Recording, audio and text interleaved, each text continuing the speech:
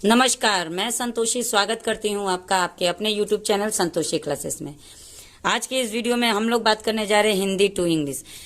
इस टॉपिक में मैंने कुछ 4-5 सेंटेंस का ट्रांसलेशन मैंने इससे पहले की वीडियो में भी बताया था, जिसमें मैंने हिंदी के सेंटेंस को ट्रांसलेट करके भी दिखाया था और उसका टेंस भी बताया था कि किस स्ट्रक्चर पे इसका ट्रांसलेशन बनाएंगे और कैसे वाक्य हम बनाएंगे।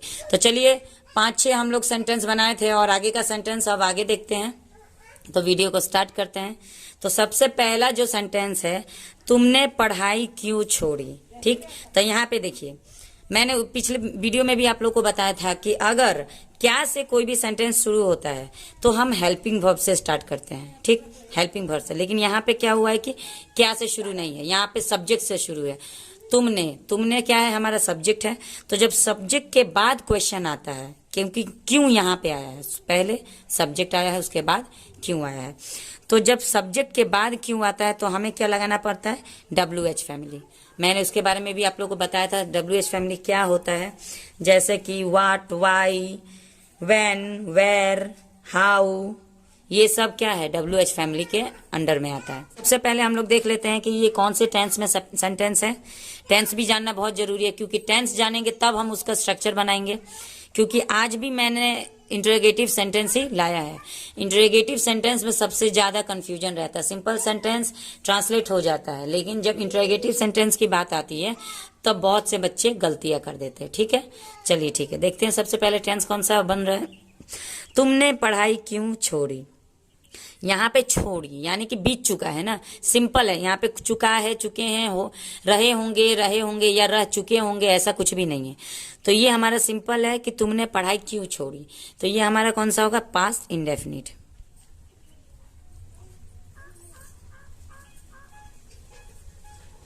पास्ट इंडेफिनिट या सिंपल पास्ट भी हम लोग कह सकते हैं। तो ये इसका सेंस बना रहा है, पास्ट इंडेफिनिट का सेंस बना रहा है। तो जब पास्ट इंडेफिनिट का ट्रांसलेशन का अगर हम स्ट्रक्चर देखेंगे तो वो अलग होता है, लेकिन यहाँ पे हमें बात करना है इंटरोगेटिव सेंटेंस के बारे में। तो यहाँ पे हमारा स्ट्रक्चर चेंज हो जाएगा। तो चलिए देखते हैं क्या स्ट्रक्चर होगा, किस स्ट्रक्चर पे हम लोग को करना है। तो सबसे पहले सब्जेक्ट के बाद जब यहाँ पे बीच में क्यों आ रहा है तो हमें WH फैमिली का यूज करना पड़ेगा।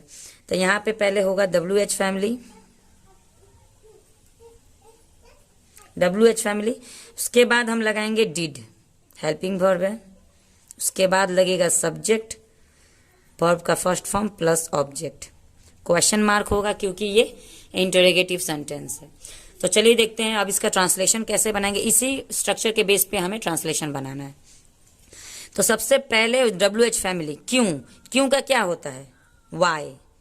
तो यहाँ पे WH फैमिली का वाई लगेगा, वाई डिड, फिर लगेगा वाई डिड। सब्जेक्ट हमारा क्या है, सब्जेक्ट तुम है, वाई डिड यू। उसके बाद है वर्ब का फर्स्ट फॉर्म। तो वर्ब का फर्स्ट फॉर्म क्या है, छोड़ना का क्या होता है, लीव। ऑब्जेक्ट क्या है, पढ़ाई, स्टडीज।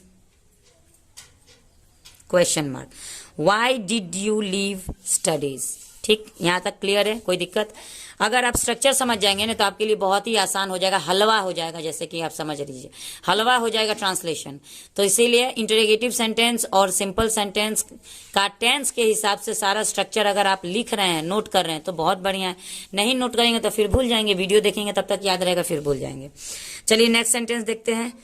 क्या तुम कुछ बोलना चाहते हो। अब देखिए ये कौन सा टेंस बना रहा है, ते हो। ठीक, जहां पे भी हम लोग जानते हैं कि ता है, ते हो, ती है, ये सब आता है तो हमारा वो कौन सा सेंटेंस बन जाता है, प्रेजेंट इंडेफिनिट।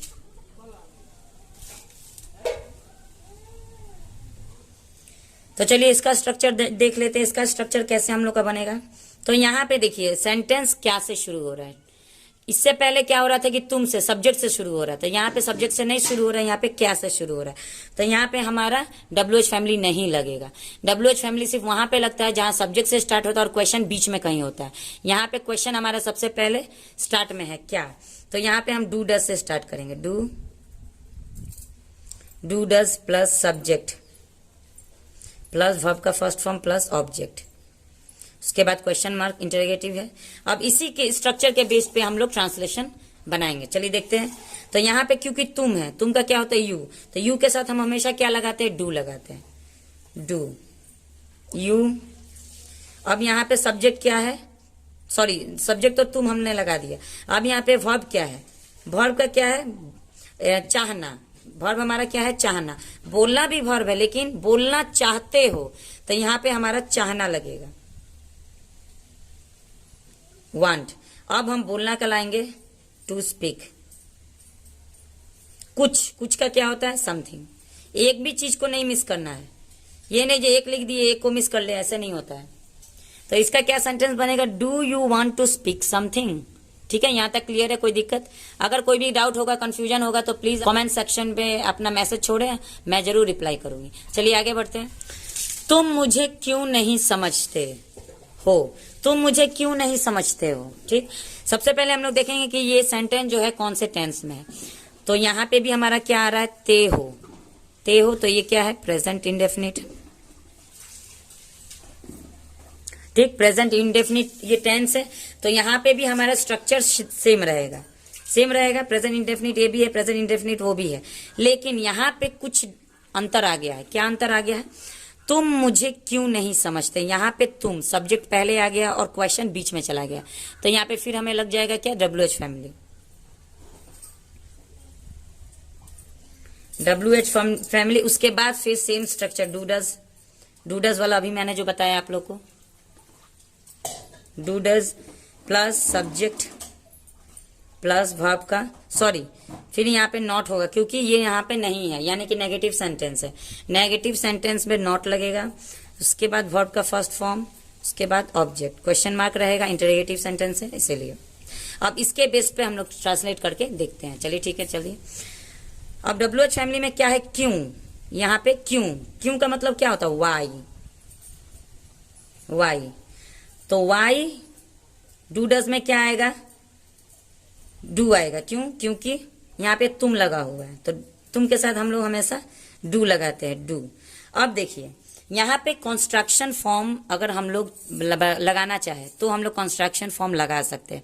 अब कंस्ट्रक्शन फॉर्म कैसे लगता है उसके बारे में बात करते हैं। देखिए अगर हम यहाँ पे सीधे कंस्ट्रक्शन फॉर्म ये नॉट को अगर लगाएंगे तो ये हमारा डू के साथ या डज के साथ ही लगेगा। तो देखिए अगर हम लोग लगाते हैं तो थोड़ा सा स्ट्रक्चर चेंज हो जाएगा। तो यहाँ पे कैसे होता है, डोंट होता है, ये हमारा कंस्ट्रक्शन फॉर्म है। उसके बाद आएगा सब्जेक्ट, उसके बाद आएगा समझना का, अंडरस्टैंड मी, क्वेश्चन मार्क। अब देखिए यहाँ पे अब आप लोग बोलेंगे इस स्ट्रक्चर के हिसाब से तो ट्रांसलेशन नहीं हुआ, क्यों, क्योंकि नॉट सब्जेक्ट के बाद लगा था, यहाँ पे मैंने यू के बाद क्यों नहीं लगाया। तो ऐसा भी लगा सकते हैं। देखिए कैसे होता, why do you not understand me, लेकिन डू के बाद नॉट अच्छा नहीं लगता, ये उसका रूल नहीं होता। तो डू के पास डू और नॉट जब जिस सेंटेंस में आ जाता है वहां पे हम क्या करते हैं, कंस्ट्रक्शन फॉर्म लगा देते हैं, तो डोंट बन जाता है। तो why don't you understand me, ये होगा इसका राइट ट्रांसलेशन। चलिए ठीक है, आगे बढ़ते हैं। क्या तुम आज आ रहे हो, क्या तुम आज आ रहे हो। सबसे पहले देखते हैं ये कौन सा टेंस है हमारा। तो आ रहे हो ये क्या है हमारा, प्रेजेंट कंटिन्यूअस। ये प्रेजेंट कंटिन्यूअस का फॉर्म है, क्योंकि रहा है, रहे हो ये आता है प्रेजेंट कंटिन्यूअस में, प्रेजेंट कंटिन्यूअस में ये आता है। तो चलिए इसका स्ट्रक्चर देख लेते हैं।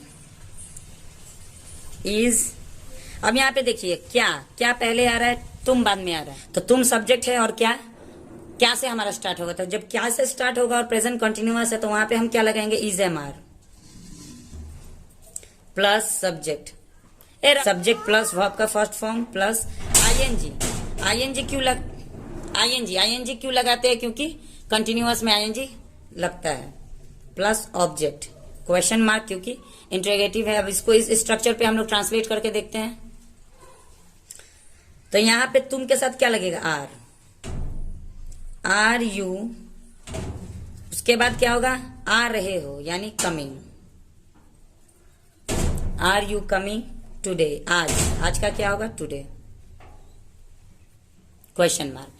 ठीक, यहाँ पे ये सब समझ में आ गया, कोई दिक्कत। आगे बढ़ते हैं। तुम कल कहाँ जाओगे, तुम कल कहाँ जाओगे कौन सा हमारा है, यहाँ पे गे, गा गे गी का सेंस बना रहा है, तो फ्यूचर इंडेफिनिट है, फ्यूचर इंडेफिनिट है। इसका स्ट्रक्चर देख लेते हैं। यहाँ पे भी तुम के बाद कहाँ आ रहा है, यानी कि क्वेश्चन तुम के बाद आ रहा है, सब्जेक्ट के बाद आ रहा है, तो हम क्या लगाएंगे, WH family. WH family plus WH family के बाद हम लगाएंगे, क्योंकि फ्यूचर टेंस है तो विल से स्टार्ट होगा, will plus subject plus verb का first form plus object, question mark रहेगा। अब इसके हिसाब से हम लोग बनाएंगे। अब कहाँ का क्या होता है, वेयर विल, सब्जेक्ट क्या है, यू, वेयर विल यू, और वर्ब का क्या है, गो, वर्ब जाओगे मतलब गो होगा, और कल का क्या होगा, tomorrow, question mark, where will you go tomorrow. ये हमारा सेंटेंस इस स्ट्रक्चर के बेस पे बन रहा है। समझ में आ रहा है? उम्मीद है आप लोगों को वीडियो समझ में आ रहा होगा। कि वीडियो समझ में आ रहा हो तो प्लीज लाइक करें। चलिए आगे बढ़ते हैं। कितने दिन लगेंगे, ये भी फ्यूचर इंडेफिनिट का फॉर्म है, फ्यूचर इंडेफिनिट का सेंस बना, क्योंकि गागेगी बना रहा है, तो इसका हम स्ट्रक्चर क्या होगा, सेम स्ट्रक्चर होगा। लेकिन यहाँ पे क्या है कि कितने दिन लगेंगे, यहाँ पे भी कितने, तो कितने का होता है हाउ लॉन्ग, यहाँ पे भी WH फैमिली लगेगा, plus will plus subject plus verb का first form plus object, same structure है। अब इसको हम लोग लगा के देखते हैं कितने का क्या होता है। कितने, जब हम लोग गिनती नहीं कर पाते तो हाउ लॉन्ग हम यूज करते हैं, हाउ लॉन्ग विल। अब यहाँ पे सब्जेक्ट क्या है, किसी का कुछ भी नहीं है, ना तुम ना हम ना राम ना श्याम, कुछ भी किसी का भी नाम नहीं है, तो हम इट लगाएंगे। विदाउट सब्जेक्ट तो हमारा सेंटेंस नहीं बनेगा ना। How long will it take, लगेंगे का क्या होगा, टेक, वर्ब का फर्स्ट फॉर्म है टेक, क्वेश्चन बा how long will it take. यहां तक क्लियर है? उसने क्या कहा, ये हमारा क्या कहा यानी बीत चुका है, तो ये हमारा पास्ट इंडेफिनिट है। अब इसका स्ट्रक्चर देख लेते हैं। इसमें भी उसने के बाद क्या है, ये क्या क्वेश्चन बाद में पूछा जा रहा है, तो यहाँ पे भी लगेगा WH फैमिली प्लस डिड लगेगा, डिड हेल्पिंग वर्ब है, प्लस सब्जेक्ट प्लस वर्ब का फर्स्ट फॉर्म प्लस ऑब्जेक्ट। अब इसका ट्रांसलेशन आप लोग के लिए होमवर्क है, तो इसको ट्रांसलेट करके आप लोग कमेंट बॉक्स में छोड़िए। उम्मीद है वीडियो अच्छा लगा होगा। मिलते हैं नेक्स्ट वीडियो में। थैंक यू वेरी मच, और कमेंट जरूर